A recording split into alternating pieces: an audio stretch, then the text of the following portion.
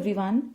Today in this video, I am going to discuss with you about valency and how to write a chemical formula of a compound by using valencies. So first of all, I will start with valency. So what is valency? Before discussing it in detail, I want to tell you one example. In our day-to-day life, it is very difficult to live alone. So to make it easy, what we do? We make friends. People we make friends with whom we are comfortable. Similarly, atoms also face difficulty to live alone. So they are not stable. They cannot exist independently. So to become stable or to attain stability, what they do? They combine with atoms of other elements. So that combining capacity of an atom is known as valency. So basically what is valency? It is the combining capacity of an element. So how we can define valency? Valency is the combining capacity of an atom or an element is known as valency. Now, we can also define it in different ways. How? In terms of, first of all, I want to tell you the definition of valency in terms of hydrogen atom. So, we can define it in terms of hydrogen atom. The total number of hydrogen atoms present or combined with one atom of an element is known as combining capacity of that element. For example, I will give you one example so it will be more clear to you. For example, if I am writing here NH3. So I have told you what is the definition of valency, how we can define valency for nitrogen. So total number of hydrogen atoms combined or are present in the formula where nitrogen is combined with 3 hydrogen atoms. So what will be the combining capacity of nitrogen here? Nitrogen is having combining capacity or valency of nitrogen is equal to 3. Why the valency of nitrogen is equal to 3? Because we have to count total number of hydrogen atoms. So this is how we can define valency in terms of hydrogen atom. Total number of hydrogen atoms combined with one atom of an element is known as combining capacity of that element, or we can say that valency of that element. So in this case, hydrogen, how many hydrogens are present in ammonia? 3 hydrogens are there. So total, or we can say the combining capacity of nitrogen is equal to 3. Another example, we can also define valency in terms of chlorine atoms. So chlorine atom, we can say that the total number of chlorine atoms combined with one atom of an element is called combining capacity of that element. For example, AlCl3. So this is aluminium chloride. It is a compound. So how we can find out valency for aluminium? If they will ask you in paper that you have to write valency for aluminium in this formula, how you will calculate? No need to count any other, you can say the number of electron or other things. Simply you have to see chlorine is present. You will count the number of chlorines. How many chlorines are there with aluminium? 3 chlorines are there with aluminium. So we will write what is the valency for, or what is the combining capacity of aluminium. Aluminium combining capacity is 3. So what is the meaning of combining capacity of aluminium? At a time, aluminium can make bond with how many chlorines? It can make bond with 3 chlorines. That is why combining capacity of aluminium will be 3. Now, other thing which I want to discuss with you, on the basis of valency, elements can be classified into different types. On the basis of their valency, elements can be classified into different types. So what is that classification on the basis of valency? So first is known as monovalent. So what is the meaning of mono? Mono means one, valent means valency. The element those who are having valency 1, those elements are known as monovalent elements. For example, sodium.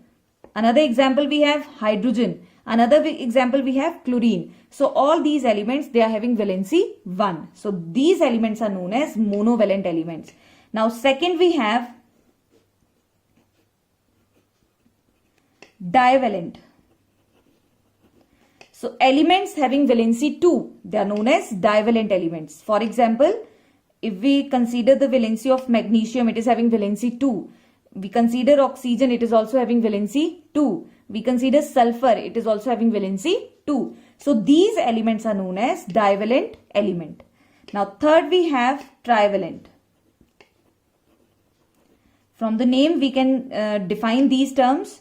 So trivalent, tri means 3, valent means valency. The elements having valency 3. For example, aluminium. Aluminium is having valency 3. In the above example also I have told, aluminium at a time can combine with how many chlorines? It can combine with 3 chlorines. That is why combining capacity of aluminium will be 3. So here aluminium is a trivalent element. Then we have nitrogen, it is also having valency 3. Then we have phosphorus, it is also having valency 3. So they are trivalent elements.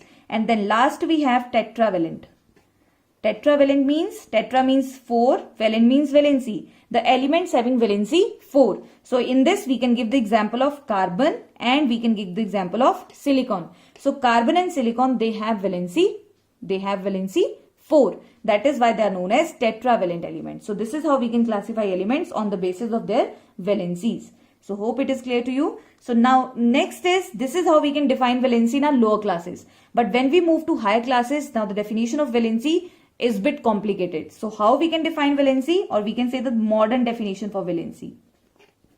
So according to the modern definition for valency, valency can be classified. Valency can be defined as, or according to the modern definition for valency, it is defined as the total number of electrons that an element can lose, gain or share during a chemical reaction is known as valency or combining capacity of that element. So again I'm defining it. I'm giving definition. So how we can define? We can define, according to the modern definition, we can define valency. It can be defined as the total number of electrons that an element can lose, gain or share during the formation of chemical reaction or during the formation of chemical bond. So that is known as combining capacity, or that is known as valency of an element.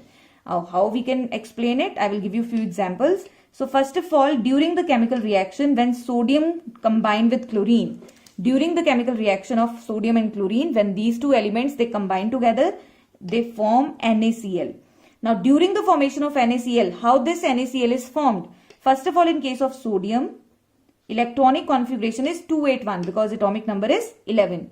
In case of chlorine, atomic number is 70, electronic configuration is 287. So we can say that, we can see in the example, it is having 1 electron in the outermost shell. And you know that to gain stability, what this sodium will do? It will lose its 1 electron. Easily to attain stability, outermost shell, 8 electron in outermost shell. To attain that, what this sodium will do? It will lose its 1 electron. Now, this the sodium will lose 1 electron. Which element will take that electron? Chlorine is in short of 1 electron because to attain stability, to complete its octet, it should have 8 electron in the outermost shell. So it will gain this electron to attain stable gas configuration. So in this reaction, sodium will lose 1 electron and chlorine will take that electron. So thus we can say that here, what is the combining capacity of sodium or valency of sodium? It is equal to 1. Why? Because sodium is losing 1 electron. So that is why combining capacity is equal to 1. So in case of chlorine, chlorine is gaining how many electrons? Chlorine is gaining 1 electron. So combining capacity of chlorine will be 1. So by the loss and gain of electron, there will be formation of NaCl molecule. And we can say these two, they are not stable. They cannot exist independently. As I have told you, we make friends to live happily. Similarly, this sodium and chlorine, it is having extra electron, it is in short of electron. So both will satisfy one another by sharing by losing or gaining their electron. So thus there will be formation of NaCl and it is a stable compound. So hope it is clear to you. So thus we can say, according to the modern definition of valency, valency can be defined as the total number of electron loss, gain or share by an atom is known as valency of that atom or element.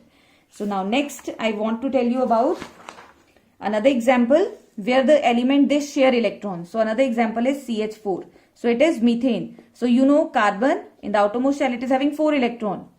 So carbon is having 4 electrons. So to become stable, to attain octet, what this carbon will do? It will not lose 4 electrons, it will not gain 4 electrons. It will share 4 electrons with other elements. So in this example, this carbon will share 4 electrons with 4 hydrogens. So when it will share 4 electrons with 4 hydrogens, you can see easily the octet of carbon is satisfied. Now this carbon is having 1, 2, 3, 4, 5, 6, 7, 8 electrons. So thus we can say that Here carbon is sharing how many electrons? 4 electrons. So the combining capacity of carbon will be 4. So this is how we can find out valency of an element. Now in the next part I want to discuss with you how to write a chemical formula. This is very important.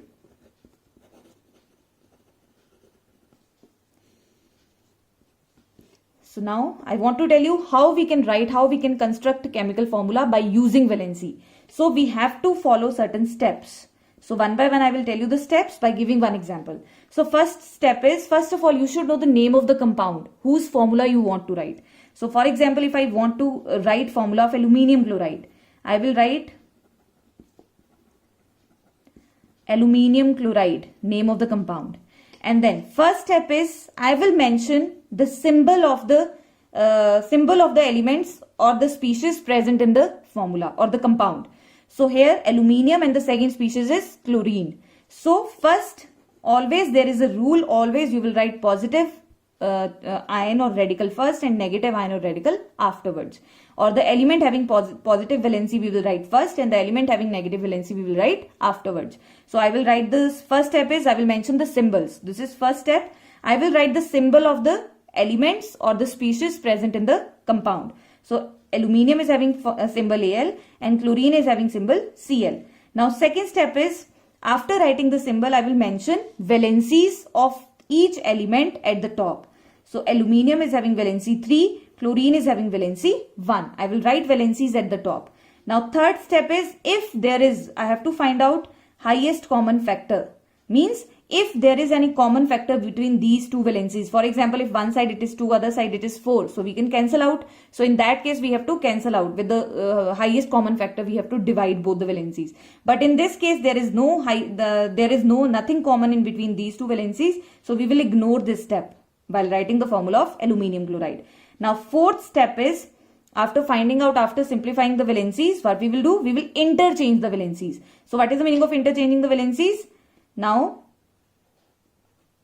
in interchanging, what we will do? Aluminium will acquire valency of chlorine and chlorine will acquire valency of aluminium. So this is how we can interchange the valencies.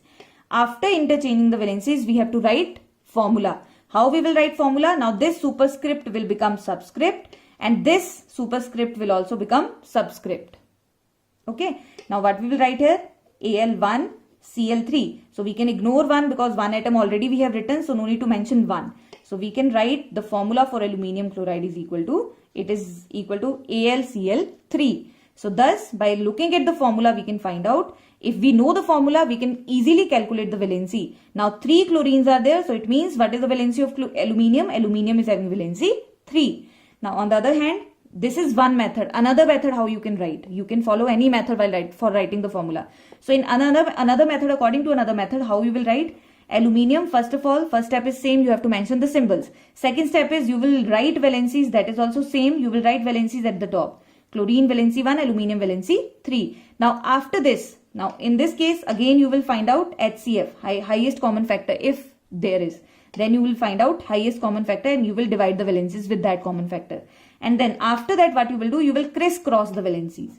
For example, aluminium 3, so there is no common factor, so we will ignore this step while writing the formula of aluminium chloride. Chlorine is having 1, so we will crisscross the valencies directly. Now while crisscrossing the valencies, now this 3 will go with chlorine and 1 will come with aluminium. So what will be the formula? AlCl3. So both the formulas are right, both the formulas are same. So in any way you can calculate, you can write the formula. So hope things are clear to you. So if you have any doubt, any query related to these two topics, you can write in the comment section. And along with that, if you want further notification for the videos, you have to share, you have to like and subscribe the channel. Thank you so much. Have a good day.